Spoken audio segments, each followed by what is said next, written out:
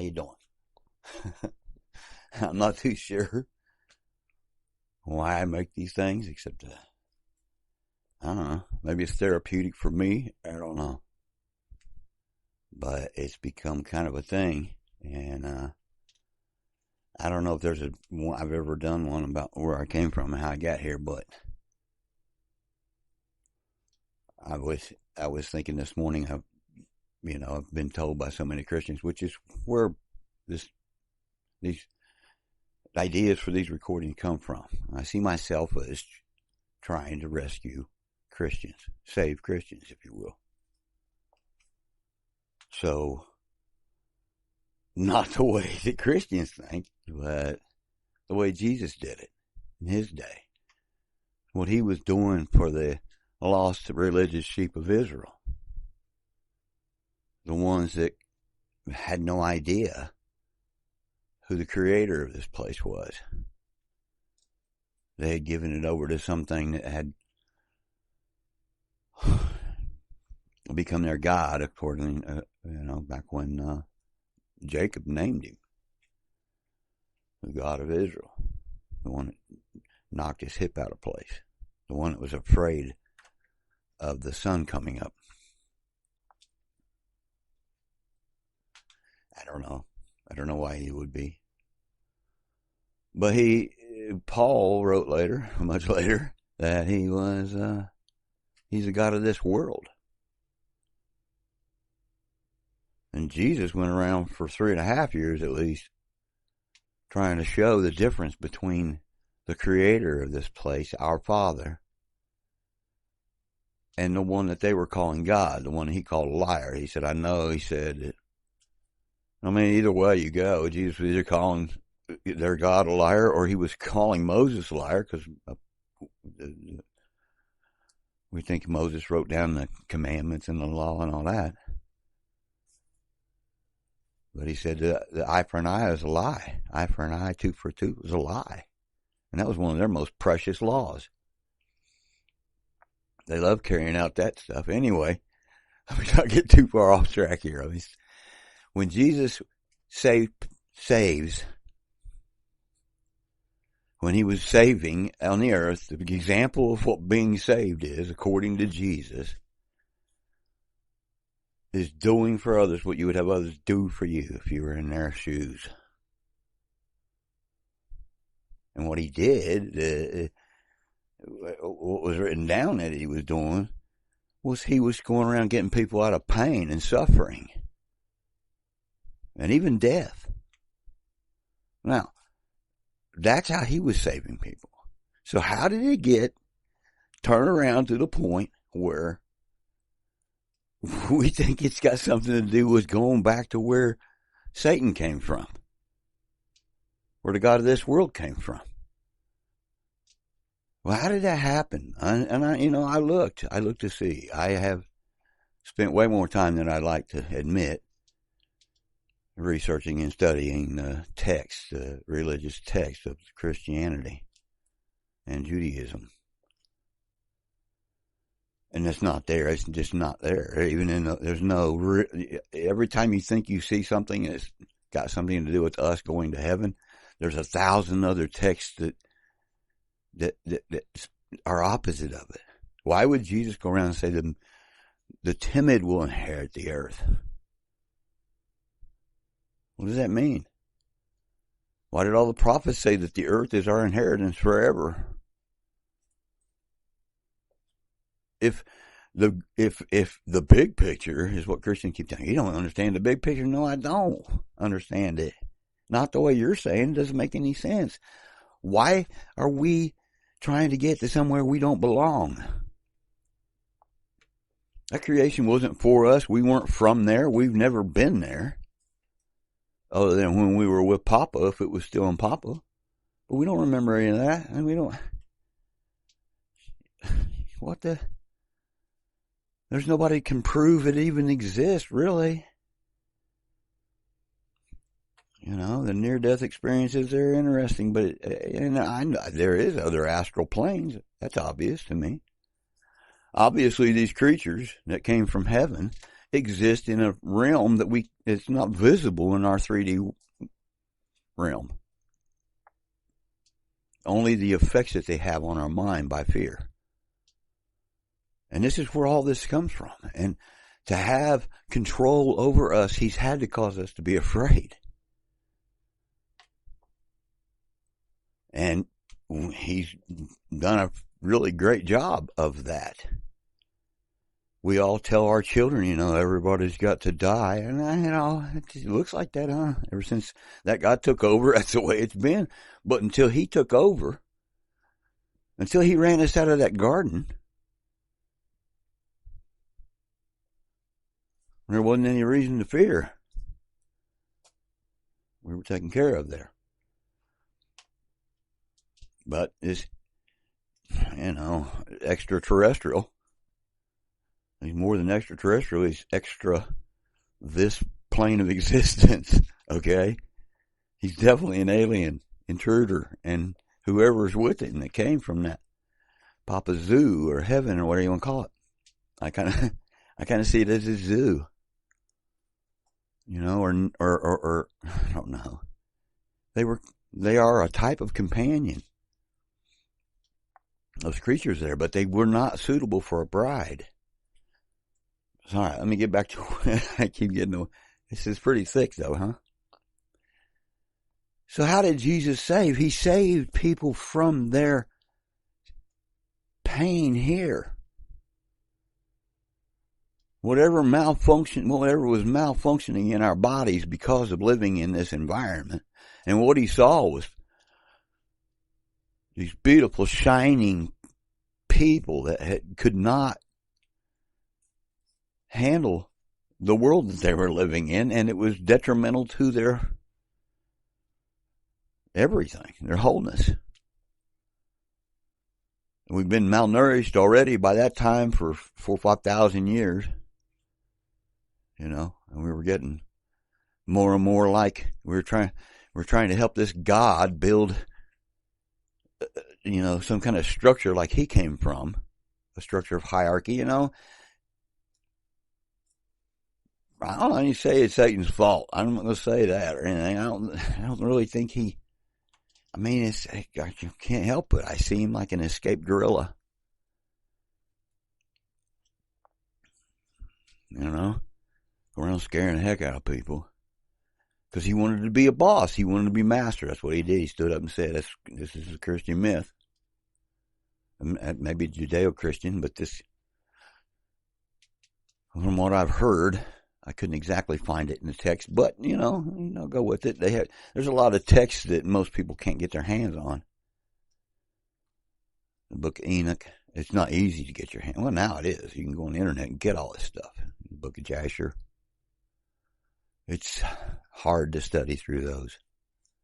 But they're amazing texts, regardless. And they were part of the original Bible, So anyway, I'm not sure about Enoch, but you'd have to ask the Hebrew scholars, because I'm not absolutely sure which part of their collection, their library, which is what Bible means, library. I don't remember, but anyway, there's a lot of text out there that help shine some light on the other texts, that only the few texts, the 66 canon books that is what they call the canon now, that most people are privy to, that show otherwise. Heaven, I can tell you, Enoch didn't think heaven was that great, but he still went there because it was still better than him having to be a king here. Is what you read in those texts. He went there to kind of hide out. But it was awful, scary for him. Anyway. So how did it get to what we wanted? Jesus wasn't thinking about heaven. Not at all. And when he mentioned it, it wasn't like we've been told. And so they changed the words. Well, and so what you get when you let King James be the one a king, be the one who decides what we read from the scripture. Because kings are the least, according to Jesus, according to the church. They're high up, appointed by God, blah, blah, blah, blah, blah. Well, they're God. What's that got to do with anything, though? So it says he's got everyone who listens to him trying to get to heaven. When after they die, we've got this really narcissistic, controlling religion all over the earth now, making judgment whether people are going to go to heaven or go to hell. We don't go either place. It says that in the book of Revelations. We're taken out of Gehenna, of the grave, of hell, which that's what Jesus said we're going to happen, and resurrected, right? And all those heavenly creatures, Satan and all his little cronies, they're the ones that get thrown in a lake of fire, not us. Go read it. How do you even... And it's difficult when you're going, when you're trying to explain this to a Christian, because they will not. By gosh, I believe there's a heaven and I believe there's a hell and I believe that Jesus saved me. Why? Because it's not in the text. And I don't trust a lot of what Paul said, and some of that we don't even know what it's Paul or who wrote it. That's not good. We've got 4 books. I almost left Luke out. But we got 4 books written from 4 different viewpoints that talk about the same thing. There was a man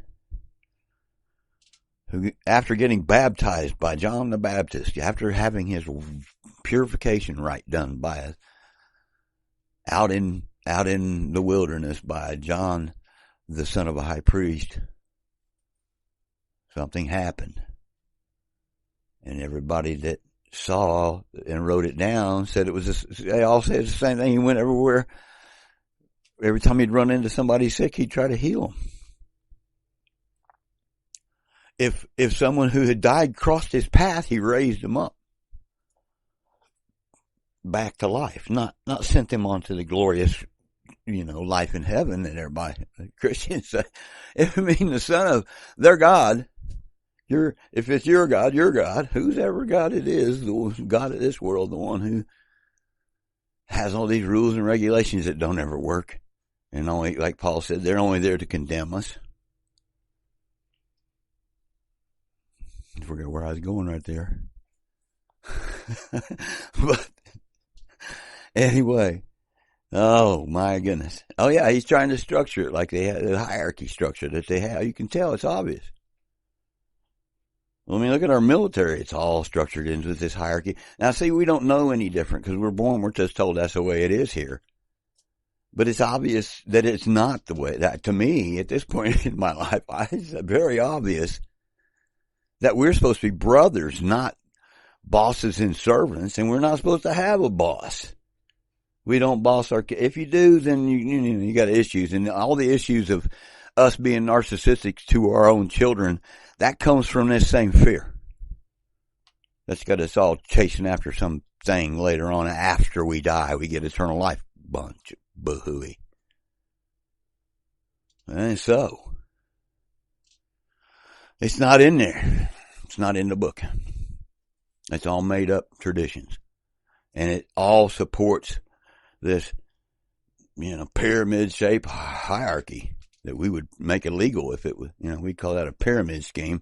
That's the actual order of this thing's world, I guess. And that's what he thinks. He's trying to form up his kingdom here, which we're supposed to be praying that the Father's kingdom replace it while we're all still alive.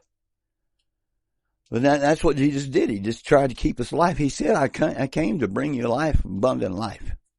And he also came, he said, to glorify the Father.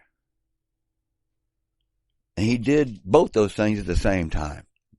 If you understand who the Son is, then you're not going to miss out on the Father. You're going to know his purpose. And you can also see his purpose by observing what he created if you want to know the mind of the Creator.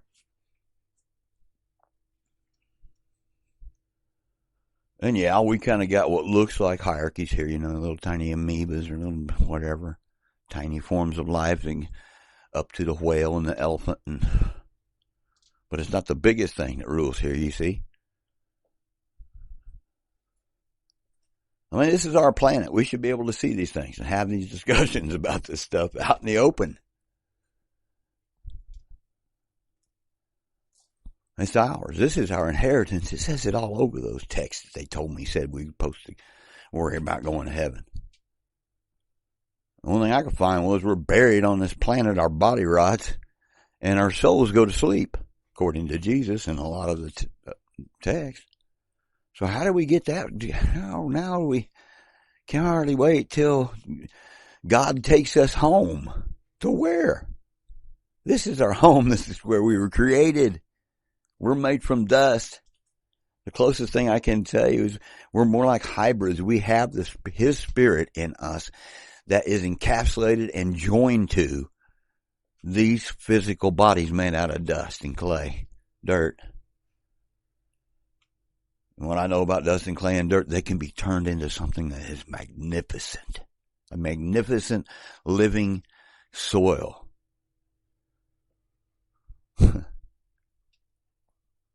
Like it was in the garden.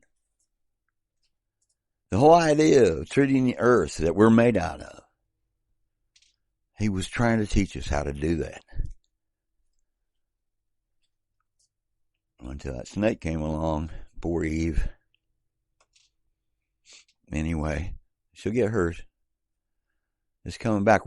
It says in a few places in several texts that are outside of the canon of our scripture, but it's also repeated again. In Hebrews, we're going to judge angels. We're going to judge these creatures. We're going to be their judge. We are their judge. Jesus was carrying out judgment on them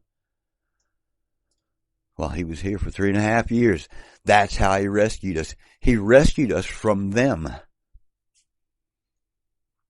From the God of this world, and His influence on us deteriorates our bodies and minds and spirits. Well, maybe not our spirits, but eventually.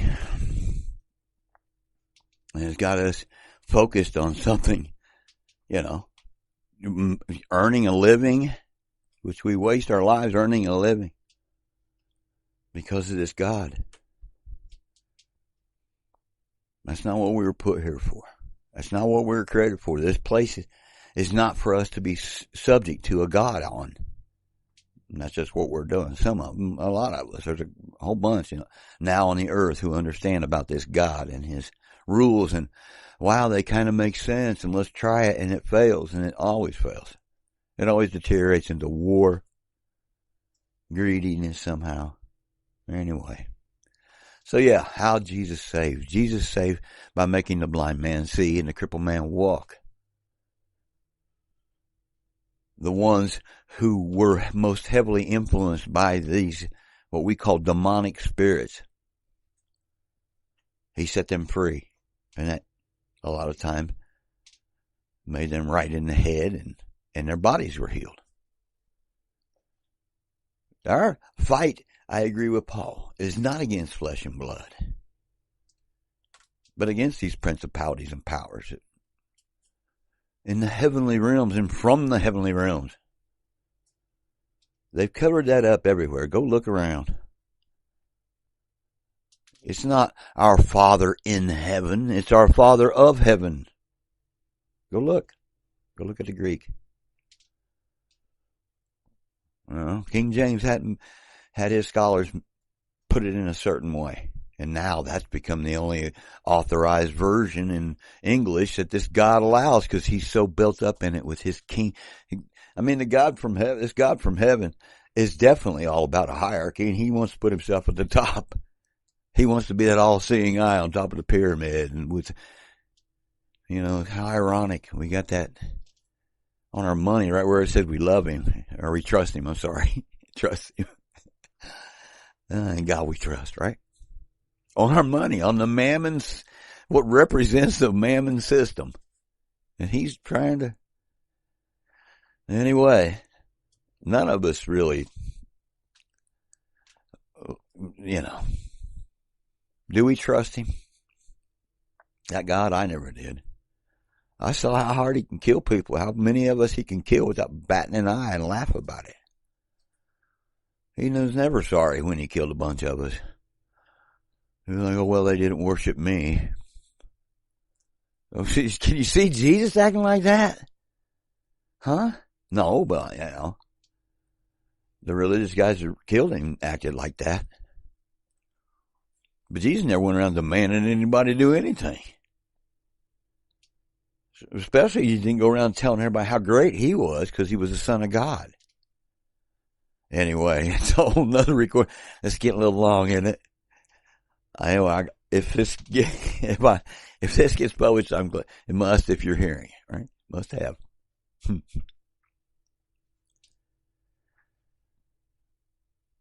Peace. Thunder's peace to you later. Well, peace now too. But, until next time, I don't know how to start them. And I never know how to end them. Just peace.